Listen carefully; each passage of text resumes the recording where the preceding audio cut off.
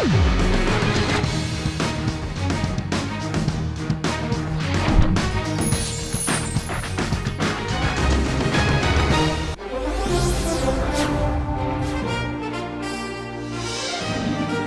के बागी विधायकों ने जारी किया सीएम रावत का स्टिंग ऑपरेशन। रावत सरकार पर लगाया भ्रष्टाचार का आरोप। सीएम रावत ने स्टिंग पर बताया झूठा।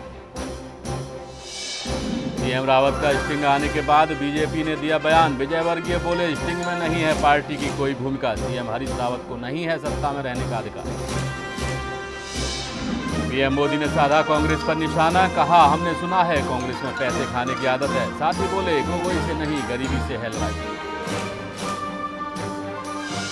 महबूबा मुफ्ती ने की विधायकों के साथ बैठक। कुछ ही देर में राज्यपाल से पीडीपी बीजेपी नेता करेंगे मुलाकात। महबूबा मुफ्ती पेश करेंगी सरकार बनाने का दावा।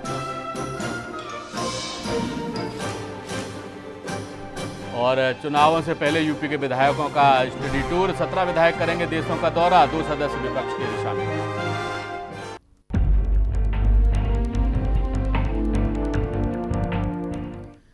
नमस्कार, आप देख रहे हैं A to Z न्यूज और मैं हूं हीरेंद्र राठौड़ और स्वागत है आपका हमारी खास पेशकश मार्केट पल्स में। जी हां, बात करेंगे आज हम शेयर बाजार की और हाजिर और वायदा कारोबार की। साथ ही करेंगे बहुमूल्य धातुओं सोना चांदी की और इसके साथ साथ एग्री कमोडिटीज और एनर्जी सेगमेंट में क्या रहा पूरे सप्ताह। तो आइए शुरू करते हैं। और इस पूरे कार्यक्रम में हमारे साथ स्टूडियो में मौजूद रहेंगे मार्केट एक्सपर्ट लक्ष्य अरोड़ा,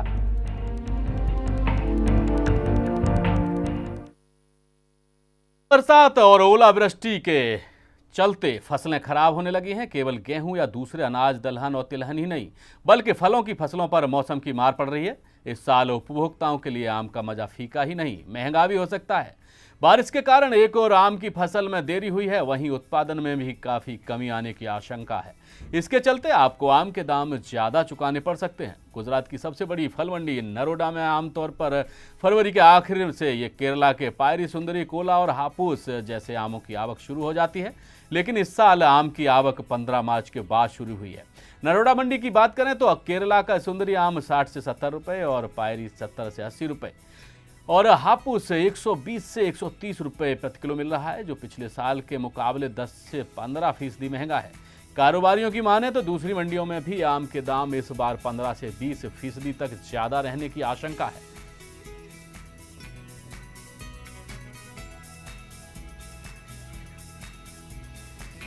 तो इस बार आम की फसल बेमौसम बरसात और ओलावृष्टि की वजह से खराब हुई है और इसी के चलते लोगों को फलों के राजा आम का स्वाद चखना इस बार थोड़ा महंगा पड़ सकता है। और माना यह जा रहा है कि 15 से 20% तक पिछले साल के मुकाबले आम महंगे हो सकते हैं।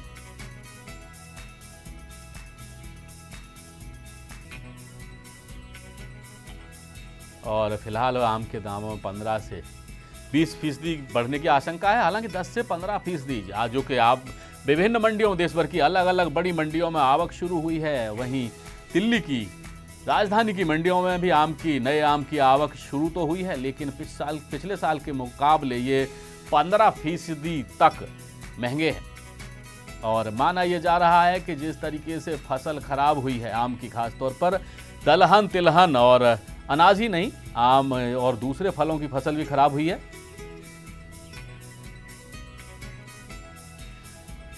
और स्टूडियो में मौजूद है हमारे साथ लक्ष्य अरोड़ा। लक्ष्य, आपसे जानना चाहूंगा कि जिस तरीके से माना यह जा रहा था कि इस बार फल ठीक ठाक रह सकते हैं, लेकिन समय से पहले ही जो मौसम की मार पड़ी है, उसके बाद क्या लगता है आपको आने वाले दिनों में हालात कैसे रह सकते हैं? इसका मेन कारण है जो वेदर है वो स्टेबल नहीं है और जो बारिशें ढंग से पूरी तरीके से हो नहीं पा रही।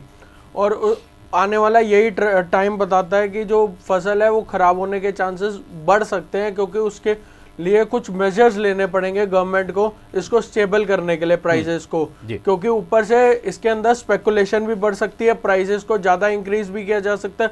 तो गवर्नमेंट का जो मेजर है वो लेना बहुत ज़रूरी है ताकि इस प्राइसेस को स्टेबल कर सके, क्योंकि इंडिया सबसे बड़ा लार्जेस्ट प्रोड्यूसर है और एक्सपोर्टर भी है जी। जो लगभग 40% वो एक्सपोर्ट करता है और इसके अंदर 18 से 19 मिलियन मेट्रिक टन की प्रोडक्शन है हमारी इंडिया की।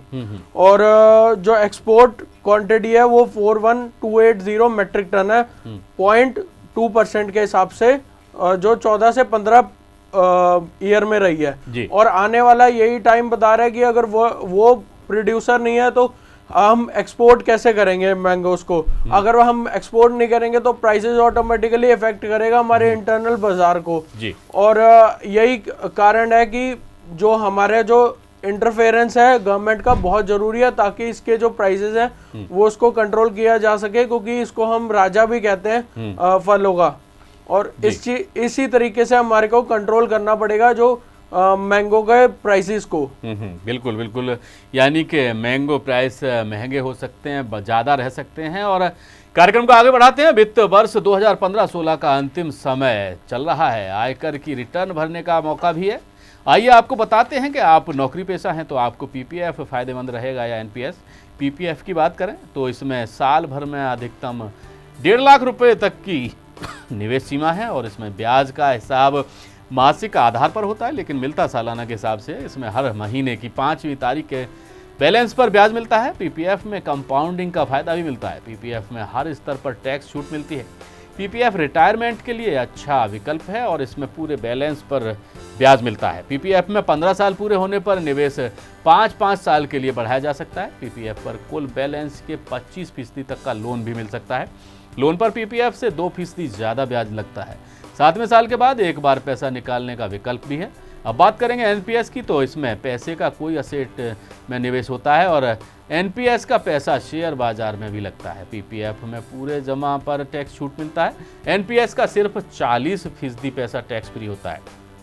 खास बात यह है कि एनपीएस में आप जितना चाहें निवेश कर सकते हैं। पीपीएफ में 80C के तहत टैक्स छूट मिलती है, वहीं एनपीएस में 80CCD के तहत टैक्स छूट मिलती है। लक्ष्य नौकरी पेशा लोगों के लिए निवेश की बात अगर करते हैं तो उसमें कुछ ज़्यादा दिक्कतें आती हैं। लोग सोचते हैं कहाँ निवेश करें, किस तरीके से निवेश करें। हालांकि प्राइवेट बैंक्स भी हैं, दूसरे रास्ते भी हैं, लेकिन आज हम पीपीएफ और एनपीएस की बात कर रहे हैं। तो पीपीएफ और एनपीएस में से कौन सा मद नौकरी पेशा लोगों के लिए निवेश के लिए ज़्यादा सुरक्षित है, फ़ायदेमंद है? पीपीएफ का ज़्यादा फायदा होता है क्योंकि इसके अंदर इन्वेस्टमेंट जो कर रहे हैं उसके हिसाब से रिटर्न भी मिलता है। आपने इन्वेस्ट किया, कोई भी पैसा इन्वेस्ट होता है उसके ऊपर इस तरीके से जैसे बैंक्स देते हैं रेट ऑफ इंटरेस्ट, उसी तरीके से पीपीएफ में भी इंटरेस्ट मिलता है। और इसके अंदर जो टैक्स की छूट होती है 80C के हिसाब से। और आप ऐसे इन्वेस्ट कर सकते हो कि 500 से लेकर 70,000 तक भी इन्वेस्ट कर सकते हो इसके अंदर, और वो ऑटोमेटिकली आपके जो सैलरी अकाउंट से वो डिडक्ट होता रहता है जिस हिसाब से आपको मैनेज करना होता है। और एनपीएस की बात करें वो उसके अंदर कोई गारंटी नहीं होती कितना 1/3 पैसा मिलता है। जैसे अगर आपको एकदम से उसकी पूरे अमाउंट की जरूरत है, उसका 1/3 जो भी आपका अमाउंट है उसका 1/3 आपको मिलेगा। और पीपीएफ में उसके अंदर आपको 100% मिल जाता है, विद इंटरेस्ट मिलता है उसके अंदर जी। और इसके अंदर मतलब कोई भी लगा सकता है, चाहे वो पेंशन के लिए एनपीएस के अंदर नॉर्मल एम्प्लॉय भी लगा सकता है, एक बिजनेसमैन भी लगा सकता है। अपनी पेंशन को स्टार्ट करवाने के लिए एक इन्वेस्टमेंट होती है जी। और इसके अंदर एनआरआई भी लगा सकता है और रेजिडेंट जो होते हैं वो भी लगा सकते हैं। उम्र होती है इसकी 18 से 60 साल जी। और इसके अंदर आपकी सैलरी अकाउंट से कटता है। तो इसके अंदर ये डिफरेंस होता है कि एक बिजनेसमैन भी एनपीएस में लगा सकता है और एक जो वो टोटली बिजनेस जॉब्स के लिए ही होता है जो पीपीएफ होता है। तो ये डिफरेंस रहता है। तो अगर आप जॉब में है तो उस हिसाब से आपको पीपीएफ में इन्वेस्ट करना चाहिए, और अगर आप बिजनेसमैन है तो आजकल जो नई नई इंश्योरेंस पॉलिसीज आ रही हैं प्राइवेट बैंक्स वगैरह जो दे रहे हैं उसमें। लेकिन लक्ष्य एक चीज़ और है कि एनपीएस की बात करें हम अगर, तो एनपीएस में जो निवेश होता है, जो जितना पैसा भी निवेश किया होता है उसके 40% पर टैक्स छूट मिलती है। पीपीएफ की बात करें तो उसका मैक्सिमम जो वैल्यू है इन्वेस्ट करने का वो 1.5 लाख रुपए सालाना है, लेकिन उस पर 100% पर जो टैक्स छूट है। तो इसमें यही तो फायदा है पीपीएफ में। मैं यही कहना चाह रहा हूँ कि पीपीएफ में आपको 100% की छूट मिलती है, उसके अंदर 40%, उसके अंदर 40% इसलिए मिलती है और 1/3 पैसा इसलिए मिलता है क्योंकि उसके अंदर शेयर बाजार में पैसा जो लगता है उसमें रिस्क ज्यादा होता है पैसे का।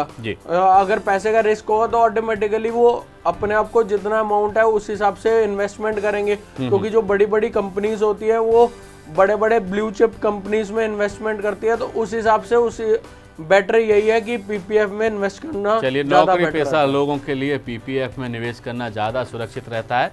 और फिलहाल हमारी खास पेशकश मार्केट पल्स में वक्त है छोटे से ब्रेक का। ब्रेक के बाद भी चर्चा जारी रहेगी। आप बने रहिए A to Z न्यूज़ के साथ।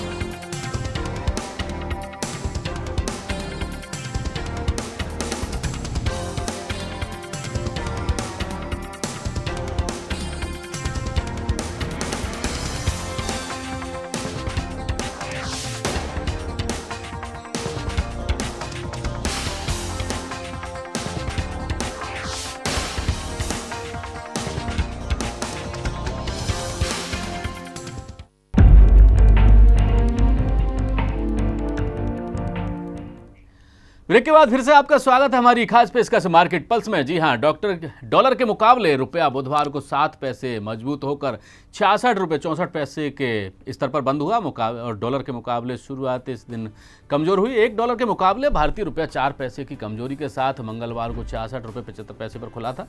वहीं मंगलवार के कारोबारी सत्र में रुपया 66.71 पर के स्तर पर बंद हुआ था। तो कहा जा सकता है कि रुपया लगातार तीसरे सप्ताह मजबूती के साथ चल रहा है।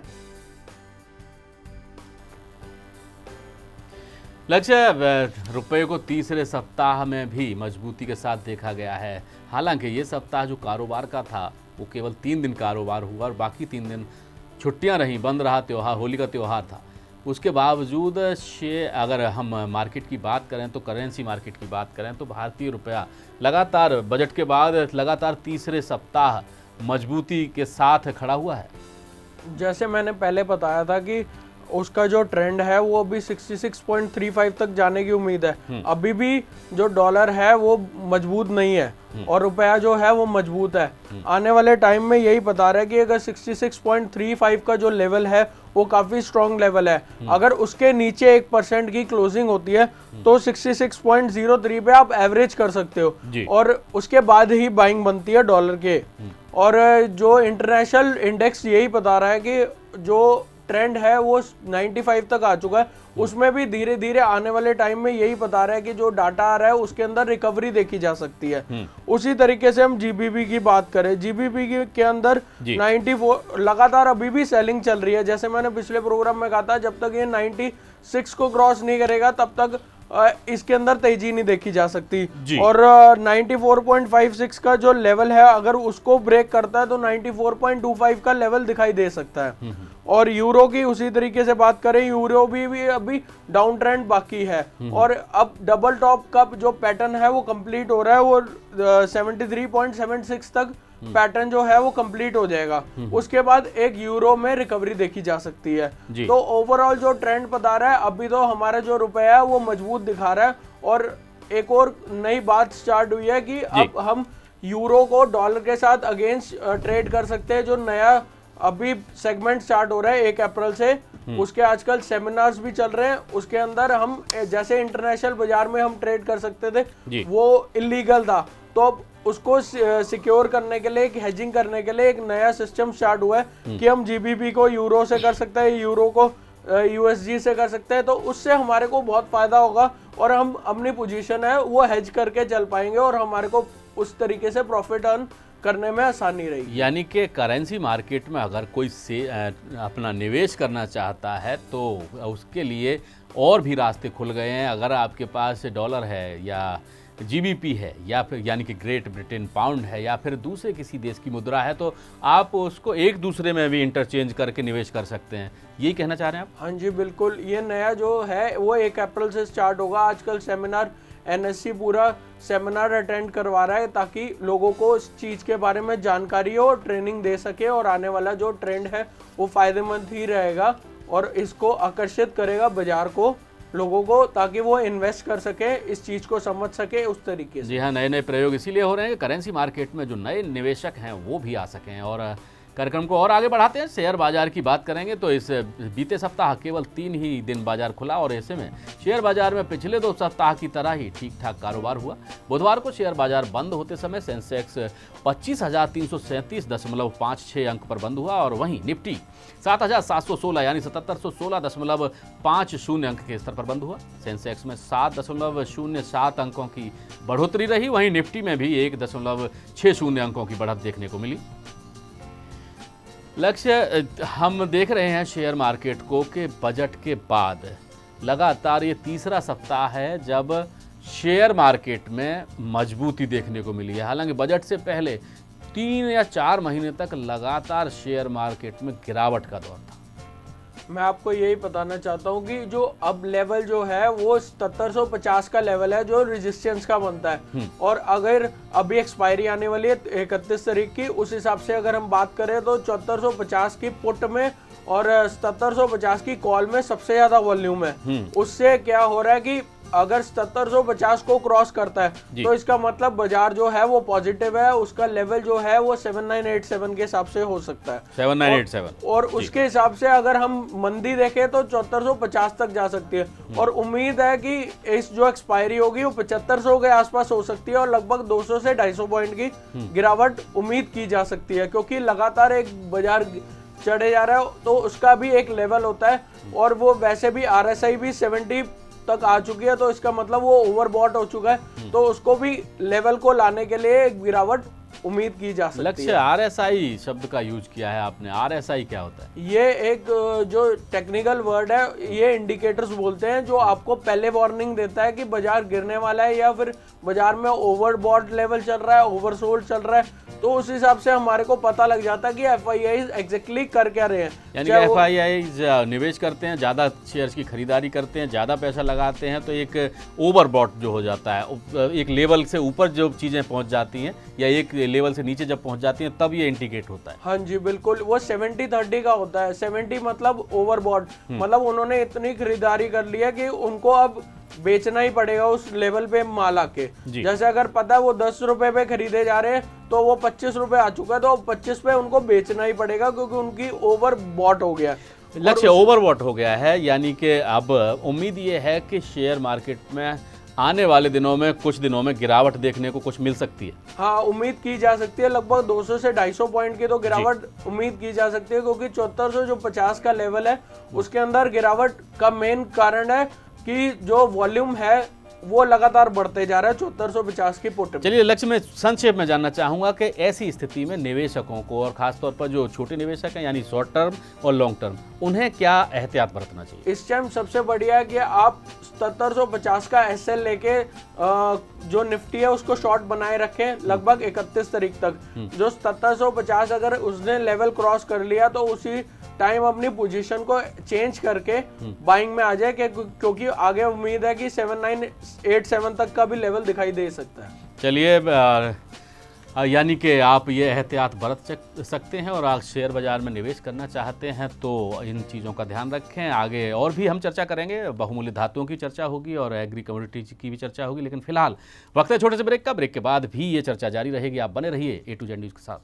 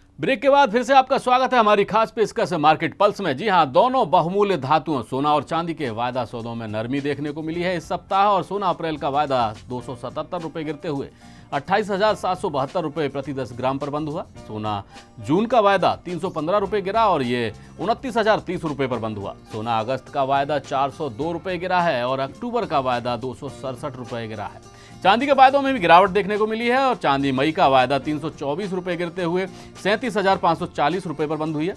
चांदी जुलाई का वायदा 299 रुपये गिरा है और ये 37,997 रुपये प्रति किलो पर बंद हुआ है। लक्ष्य दोनों बहुमूल्य धातु सोना और चांदी में गिरावट देखने को मिली है इस सप्ताह में, क्या कहेंगे? इसका मेन कारण गिरने का ये है कि जो डिमांड है वो ऑटोमेटिकली कम हो रही है, क्योंकि आजकल वैसे भी स्ट्राइक्स चल रही हैं, ज्वेलर्स इस वजह से उस वजह से जो बाजार है गोल्ड का गिर रहा है। लेकिन आने वाले उम्मीद यही कह रहा है कि 28,000 जो 400 का लेवल है वो काफी स्ट्रॉन्ग है। उसके बाद एक रिकवरी देखी जा सकती है लगभग 29,100 तक। और इसका यही ट्रेंड बता रहा है कि जो सिल्वर है उसने भी अपना डबल टॉप फॉर्मेशन कर लिया, तो अब आने वाले में रिकवरी देखी जा सकती है। जैसे 35,800 तक की लेवल जो है वो काफी स्ट्रॉन्ग है। यानी चांदी में बता रहे हैं आप? हाँ, चांदी में बता रहा हूँ। और जो इंटरनेशनल की बात करें, इंटरनेशनल में डिमांड बढ़ रही है लेकिन उसका बाजार हमारे हिंदुस्तान पे असर नहीं पड़ रहा, क्योंकि इसका मेन कारण यही है कि स्ट्राइक्स चल रही हैं। चलिए, भारत में सोना चांदी कारोबारी हड़ताल पर हैं, डिमांड कम है, सोना और चांदी हो या फिर बात मेटल्स की हो दूसरी। और अब कार्यक्रम को और आगे बढ़ाते हैं, बेस मेटल्स की बात करेंगे। तो कॉपर का अप्रैल का वायदा हल्की गिरावट के साथ 338 रुपये 55 पैसे प्रति किलो पर बंद हुआ है। निकल का मार्च का वायदा 1 रुपये 50 पैसे गिरा है और ये 585 रुपये 40 पैसे पर बंद हुआ है।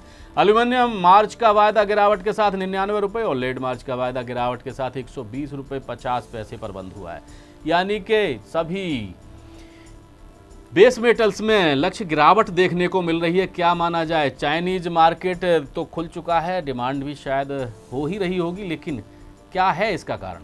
इसका मेन कारण है क्योंकि लगातार ओवरबॉट लेवल जो आ गया था उसकी वजह से थोड़ी सी गिरावट की उम्मीद थी। जैसे मैंने अपने पिछले प्रोग्राम में भी कहा था कि थोड़ी बहुत गिरावट आ सकती है और वही उम्मीद थी।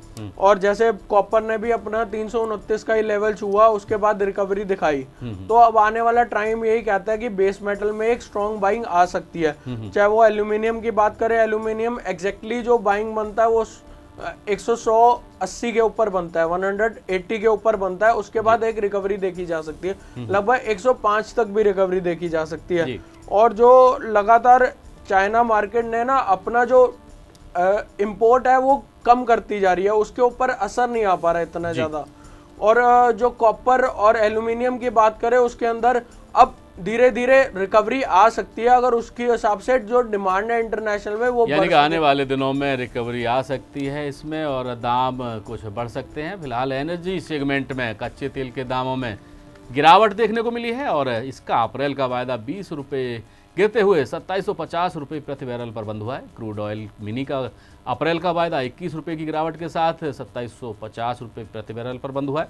वहीं नेचुरल गैस की बात करेंगे, मार्च का वायदा 1 रुपये 10 पैसे की गिरावट के साथ 124 रुपये 30 पैसे प्रति MMBTU पर बंद हुआ है। लक्ष्य कि आमतौर पर कहा जाता है कि कच्चा तेल और नेचुरल गैस दोनों अपोजिट चलते हैं, लेकिन कभी कभी ऐसा होता है जब दोनों एक ही दिशा में जा रहे होते हैं और इस सप्ताह ऐसा ही हुआ है, दोनों में गिरावट देखने को मिली है। उसका मेन कारण यह है कि जो 200 DMA चलती है उसके अंदर वो टेक्निकल भाषा होती है, उसके अंदर हम यही जज कर पाते हैं कि वो जब लेवल आ जाता है तो वो गिरावट आती है। और माना यही जा रहा है कि अब जो गिरावट है वो 2700 और 2400 तक भी आ सकती है, क्योंकि जो इंटरनेशनल बाजार में, यानी कि आप ये कहना चाह रहे हैं कच्चे तेल में और गिरावट आने की उम्मीद है? अब आने की उम्मीद है, क्योंकि उसने जो 3000 का लेवल है वो छू के गिरावट दिखाई है। चलिए, बहुत बड़ी बात है ये कि कच्चे तेल में गिरावट देखने को मिल सकती है। फिलहाल एग्री कमोडिटीज में कॉटन मार्च का वायदा 110 रुपये चढ़ते हुए 15,930 रुपये प्रति बेल्स पर रहा है और CPO मार्च का वायदा छोटी सी गिरावट के साथ 516 रुपये 80 पैसे पर बंद हुआ है। इलायची अप्रैल का वायदा 11 रुपये 30 पैसे की गिरावट के साथ 727 रुपये 50 पैसे और मेथा तेल मार्च का वायदा 3 रुपये 50 पैसे की चढ़ते हुए 827 रुपये 60 पैसे पर बंद हुआ है। मेथा तेल में बढ़त देखने को मिली है। लक्ष्य बाकी कई सारी एग्री कमोडिटीज में गिरावट है। इसका मेन कारण है जो सेबी है वो नया रूल्स निकाल रही है ताकि जो इसके प्राइसेस हैं वो कंट्रोल हो सके। और इसका मेन कारण है प्राइस पोलिंग, किस हिसाब से इसको इम्प्रूव किया जाएगा, किस हिसाब से इसकी डिलीवरी ली जाएगी और पूरी क्वालिटी क्वांटिटी सब चेक की जाएगी ताकि जो प्रोड्यूसर है और सप्लायर और डिमांडर है वो उस हिसाब से हम जज कर पाएंगे कि क्या ट्रांसपेरेंसी है, उनके प्राइसेस पे क्या इफेक्ट आएगा, सब चीज हम उसके ऊपर जज कर पाएंगे। जी बिल्कुल, यानी कि कहा जा सकता है कि ये सप्ताह मार्केट के लिए, कुछ मार्केट्स के लिए ठीक ठाक रहा, जैसे कि शेयर मार्केट के लिए ये सप्ताह अच्छा रहा। लेकिन अगर बात करें हम दोनों बहुमूल्य धातुओं की तो उनके लिए इतना अच्छा ये सप्ताह नहीं रहा। आप चर्चा में शामिल हुए। लक्ष्य अरोड़ा, आपका बहुत बहुत शुक्रिया। और फिलहाल अगर आप निवेश करना चाहते हैं शेयर मार्केट में तो हमारे मार्केट एक्सपर्ट्स का कहना है कि आने वाले दिनों में इसमें गिरावट देखने को मिल सकती है। फिलहाल हमारी इस आज की खास पेशकश में इतना ही। देश और दुनिया की खबरों के लिए आप देखते रहिए A to Z news. Hirendra Rathore को दीजिए इजाज़त। नमस्कार।